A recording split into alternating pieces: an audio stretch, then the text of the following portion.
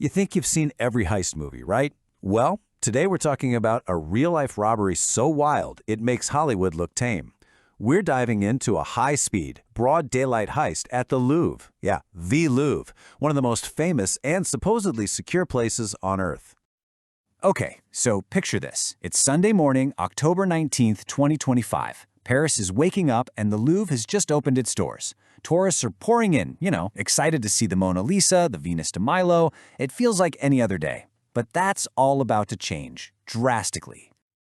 And you don't have to take my word for it. A tourist who was there, Talia Ocampo, said it best. It was crazy, like a Hollywood movie. This wasn't just a crime. It was pure spectacle, something you'd expect to see on the big screen, not happening for real in the middle of a museum. So let's get right into it. And let's be super clear.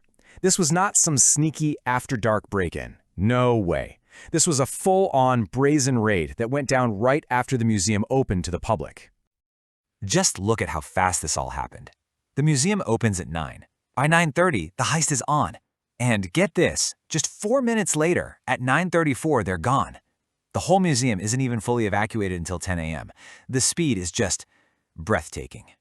So what were they after? What was so important that they'd risk everything for a 4-minute smash and grab? Well, it wasn't a painting. It was something that holds the very history of French royalty.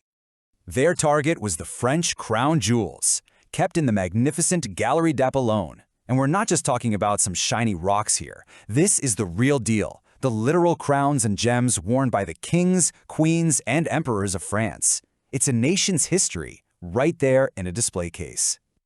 And the list of what they grabbed is just wow. An emerald necklace that belonged to Napoleon's wife, Empress Marie-Louise. Tiaras worn by Empress Eugénie.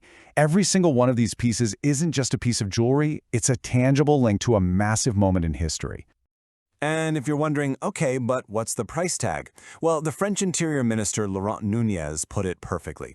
He said they have an immeasurable heritage value.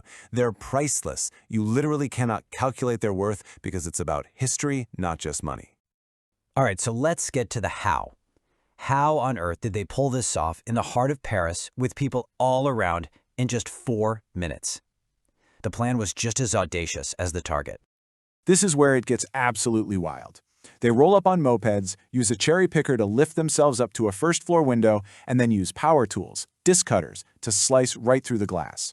Once they're in, it's a quick smash and grab, and then they're out, gone on motorbikes. Professional, precise, and unbelievably fast. Let's just pause on that number again. 4 minutes. The entire operation, from start to finish, took less time than it takes most of us to brew a cup of coffee. This was not some random act. This was planned down to the second, a military-style operation. But here's the thing about moving that fast. Sometimes you get sloppy. And in the middle of all that chaos, the thieves made one huge, very, very expensive mistake. Because while they were making their escape, inside the museum, it was just total confusion. One American tourist, Joan Carpenter, says she was just about to see the Mona Lisa when security suddenly swept everyone out of the gallery. Nobody knew what was going on. And here is the kicker. In their frantic rush to get away, they dropped something. Not just anything. They dropped the crown of Empress Eugénie. One of the most spectacular pieces they took was found just lying there on the ground outside the museum. And just look at what they left behind by accident. This one crown, damaged but recovered, has over 1,300 diamonds and 56 emeralds. It just gives you an idea of the insane value of what they did manage to escape with. Even their failure was worth a fortune. So, the thieves are gone. A massive manhunt is underway. But what are we left with? Well, a whole lot of big, uncomfortable questions about security, history, and the dark world of stolen treasures. You might be wondering, why steal jewels instead of, say, the Mona Lisa? Well, there's a really dark and simple logic to it. A famous painting is basically impossible to sell. Everyone knows what it is. But jewels, they can be broken apart. The historic settings can be melted down, and the gems can be recut and sold one by one. Their priceless history is just erased. And the reaction, of course, went all the way to the top. President Emmanuel Macron didn't call it a simple robbery.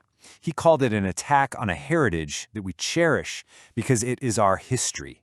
This wasn't just about stolen property, it was seen as an assault on France itself. And all of this leaves us with a final, pretty unsettling question. The thieves used modern tech, mopeds for speed, powerful tools for entry.